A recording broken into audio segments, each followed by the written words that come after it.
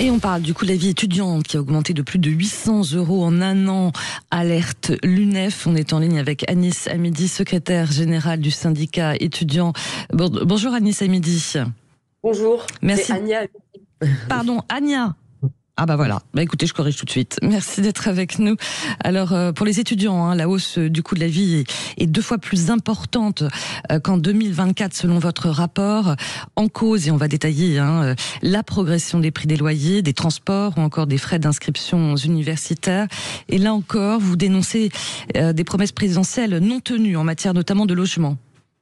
Oui, exactement. C'est vrai que cette année, on a une augmentation de 4,12% du coût de la vie par rapport à l'année dernière.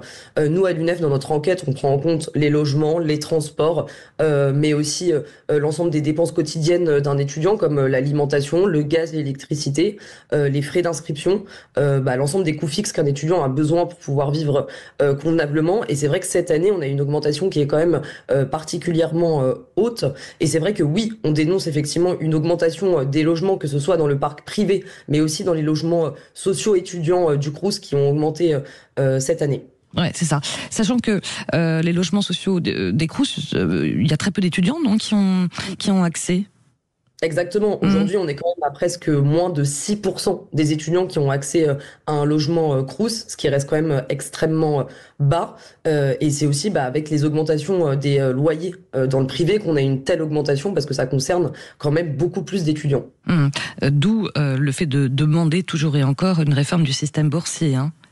Exactement. Là, on est quand même dans un contexte où on a une augmentation, effectivement, comme on le disait tout à l'heure, de plus de 4,12% par rapport à l'année dernière. Nous, on a fait les calculs aussi depuis 2017, donc depuis l'arrivée d'Emmanuel Macron au pouvoir, on a une augmentation de plus de 30% du coût de la vie étudiant qui a été fait depuis 2017. Et derrière, on n'a rien qui a réellement été mis en place. Ça fait plus de 5 ans qu'on a un gouvernement qui fait des annonces de potentielles réformes des bourses qui soient mis sur la table. Nous, ça fait 5 ans que l'UNEF, on participe aux concertations étudiantes liées à une potentielle mise en place d'une réforme des bourses. Il y a toujours rien qui a été mis sur la table. Là, en plein milieu de l'été, on nous annonce que il y aura pas de réforme des bourses qui sera mise en place pour l'année prochaine. Et c'est vrai que c'est aussi sur cette question-là qu'on est assez déçus et qu'on se rend compte que oui, effectivement, on a un gouvernement qui ne met pas assez de choses en place pour pouvoir sortir les étudiants de la précarité. Ouais. Et Ania Hamidi, l'UNEF redoute aussi l'impact du gel des prestations sociales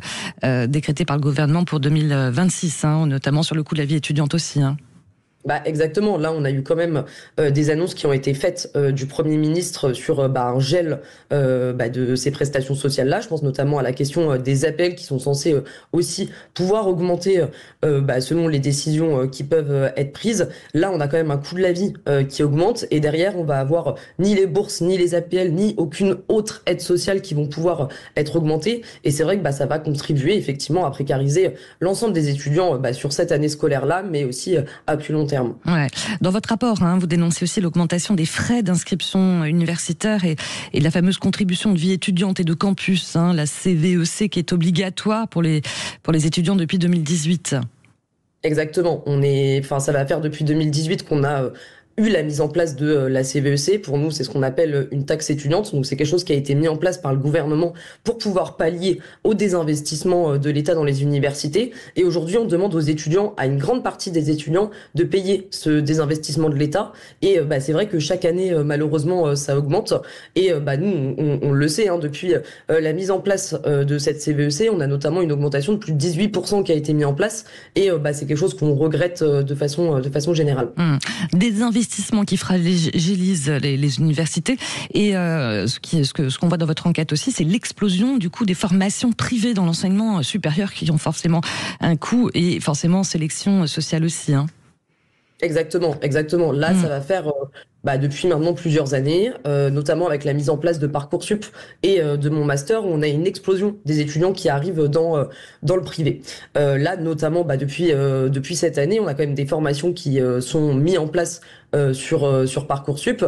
Et c'est vrai que nous, cette année, on a fait le calcul aussi pour pouvoir montrer et surtout dénoncer l'augmentation des frais d'inscription dans ces écoles-là. Et c'est vrai que ça pèse aussi beaucoup aux étudiants et on a une énorme différence qui est faite par rapport à un étudiant étudiant qui est dans le public et un étudiant qui est dans le privé, qui est de plus de 77%. Ouais, sachant que les plus précaires, ce que révèle aussi votre enquête, sont les élèves étrangers hors Europe et les femmes.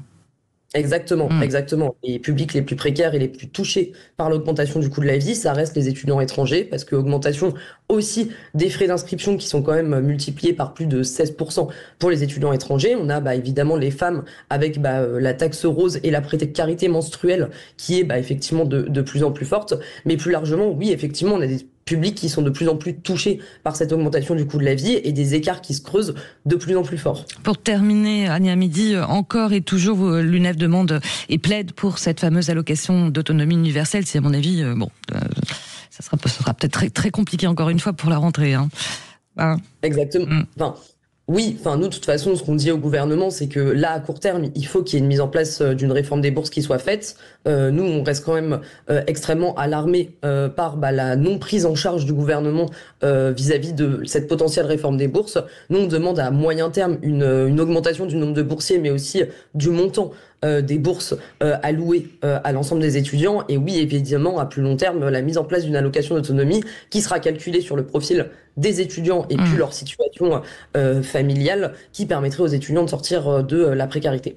Merci beaucoup d'avoir été avec nous ce matin, Ania Hamidi, secrétaire générale de l'UNEF, et bon courage dans cette veille de la rentrée. Enfin, il y a encore un petit peu de temps. Merci.